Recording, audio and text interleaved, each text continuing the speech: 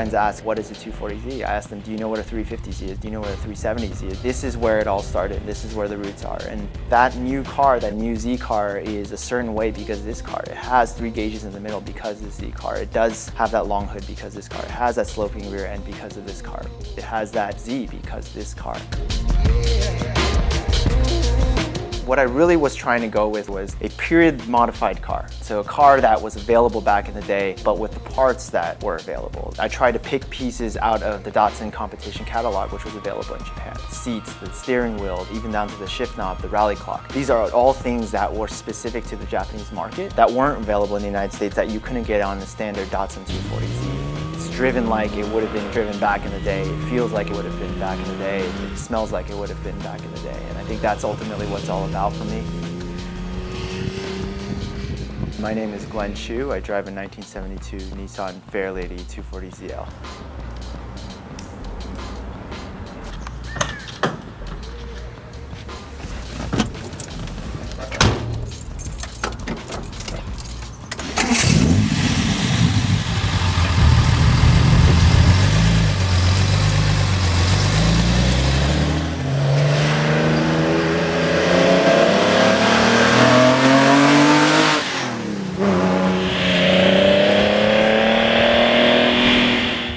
Late 60s, Nissan decided that they wanted to bring over a car that could compete with all of the British cars and the American cars, and British cars really had a stronghold in the small sports car market during the time. So at the beginning of the 70s and the late 60s, Nissan decided to bring over the 240Z and immediately took off by storm. The car got extremely popular.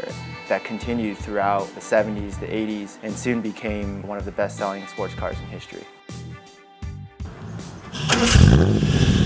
The Fairlady specifically had a 2.0 liter motor. Around 1971, emissions in Japan started freeing up a little bit. And that caused Japanese buyers to be more interested in higher displacement.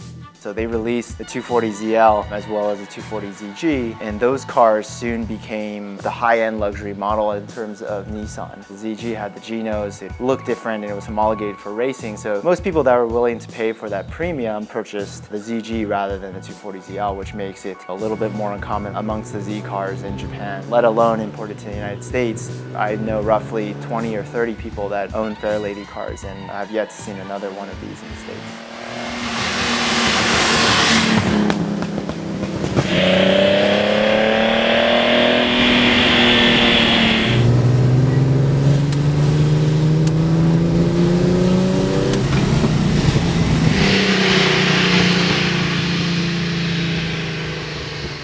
Like most kids that grew up in the 90s, I was caught up in the whole Fast and Furious scene.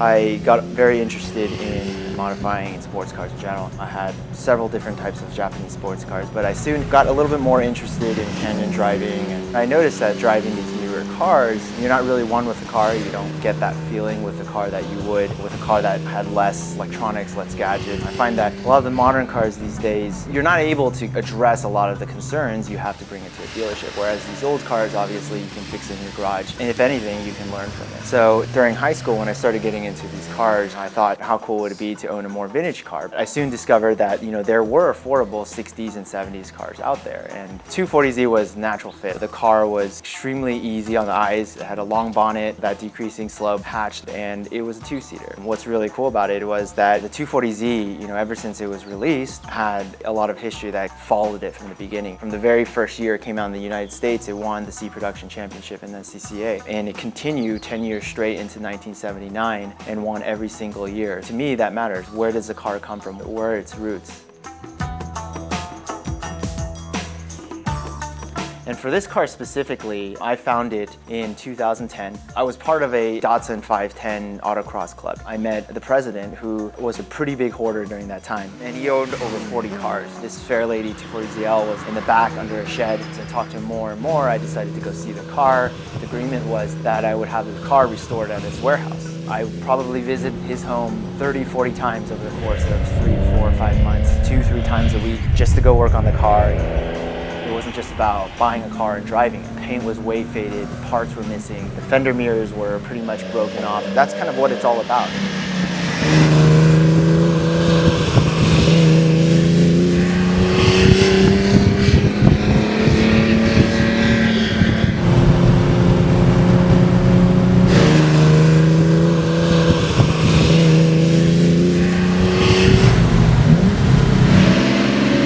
most redeeming part about owning this blue car is that it has an interesting story behind it. The fact that it's helped build a foundation for me to get into vintage racing.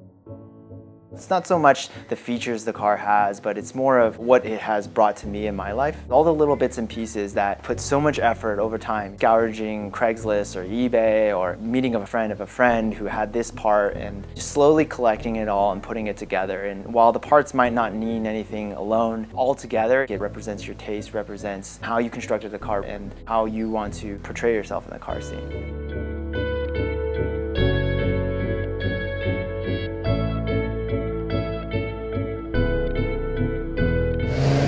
It's important to understand where the roots come from, and I'm never hesitant to share those roots with people. My goal is to learn more about these cars over time. We're starting to really lose touch with craftsmanship, all the mechanical aspects of the cars. Pieces of suspension, pieces of metal can be CNC, measured to an exact definition through computers. Back in the day, all they had was two pieces of sheet metal. They welded together and you have a control arm. I think that's a lost art. The younger generation of classic car fanatics have a responsibility, and that responsibility is really keeping this workmanship alive, understanding how to tune carburetors, understanding how to set your timing, and these are all things that with monocars will be lost. That character is gone, and I think it's up to us to make sure that there's continuity.